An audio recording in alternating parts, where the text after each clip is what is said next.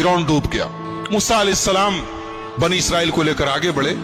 आगे पहुंचे तो अल्लाह ताला ने मूसा अलैहिस्सलाम को कूहे तूर पे बुलाया और कहा कि ऐ मूसा, हम तुम्हें अपनी किताब देंगे, तुम्हें कुछ खास अहकामात देंगे, उसके लिए तुम्हें तूर पहाड़ के ऊपर आना पड़ेगा। और 40 दिन तक मूसा अलैहिस्सलाम तूर पहाड़ पे थे।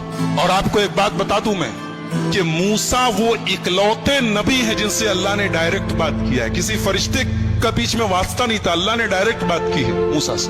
जब भी बात की है डायरेक्ट बात की है। तो हजरत मूसा ने कहा किया, अल्लाह मैं आपको देखना चाहता हूं। अल्लाह ने कहा लन तरानी, तो मुझे कभी नहीं देख सकते। बाज उलमा ने कहा है कि अल्लाह ताला को मूसा ने कहा लन तरानी, अल्लाह ने कहा तुम मुझे कभी नहीं देख सकते। इससे पता चला कि अल्लाह को कोई देख नहीं सकता, कभी नहीं देख सकता।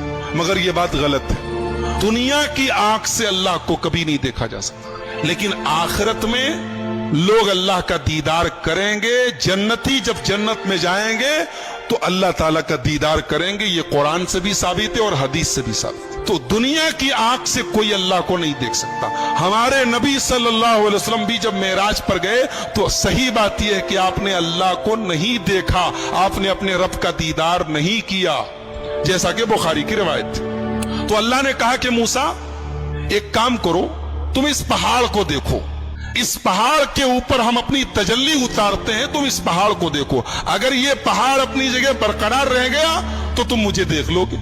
फलम्मा तजल्ला रब्बुहु लिल जबली जअलहु दक्का, जब अल्लाह ने अपनी तजल्ली उतारी है पहाड़ के ऊपर, पहाड़ रेजा रेजा हो गया। वखर्र मूसा सईका, और मूसा बेहोश होके गिर पड़े। जब मूसा होश में आए तो कहने लगे अल्लाह मैं तौबा करता हूं, अब आज के बाद मैं ये ऐसी डिमांड नहीं करूंगा, ऐसा मुतालबा नहीं करूंगा, मैं तुझको देखना चाहता हूं। जब मूसा अलैहिस्सलाम तूर पहाड़ से वापस गए तो देखा उनकी कौम ने बछड़े को अपना माबूद बना लिया। उनकी कौम में सामिरी नाम का एक आदमी था, उसने सोने को पिघला करके एक बछड़ा तैयार किया और उस बछड़े के अंदर ऐसा कुछ सिस्टम बना दिया कि जब हवा चलती थी तो बछड़े से आवाज निकलती थी। तो बनी इसराइल से कहा उसने कि यही तुम्हारा खुदा है और इसी से मिलने के लिए मूसा गए। तो बनी इसराइल उसके आगे सजदा करने लगे। जब मूसा अलैहिस्सलाम आए और देखा कि उनकी कौम बछड़े की इबादत में लग गई है तो सबसे पहले अपने भाई हारून को पकड़ा, जिनको अपना जानशीन बना के गए। अपने भाई हारून की दाढ़ी पकड़ ली और कहा कि मैंने तुझको अपना जानशीन बनाया था, तूने यही मेरी जानशीनी निभाई है, मेरी कौम बछड़े की इबादत में लग गई। कहा कि मेरे भाई पहले मेरी बात सुन लो, मेरी दाढ़ी छोड़ दो, मेरा बाल छोड़ दो, पहले मेरी बात तो सुनो। ये सब आपस में झगड़ा कर रहे थे और मैंने समझाने की कोशिश की, लेकिन मैंने देखा कि अगर मैं ज्यादा इंटरफेयर करता हूं तो बात ज्यादा बढ़ जाएगी। मैंने आपके आने का इंतजार किया, मैंने और कुछ नहीं किया। मूसा अलैहिस्सलाम ने बुलाया सामरी को, बोला ये बता तूने ये क्या किया है, ये तूने बछड़े को क्यों बनाया है?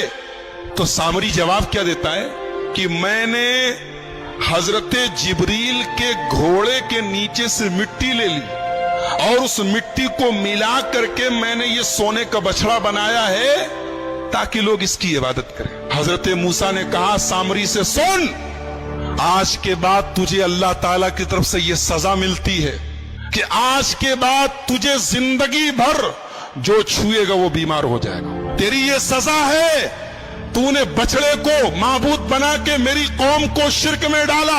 अब तुझे ये सजा मिलती है कि तू जिंदगी भर अनटचेबल हो जाएगा, तुझे जो टच करेगा बीमार पड़ जाएगा।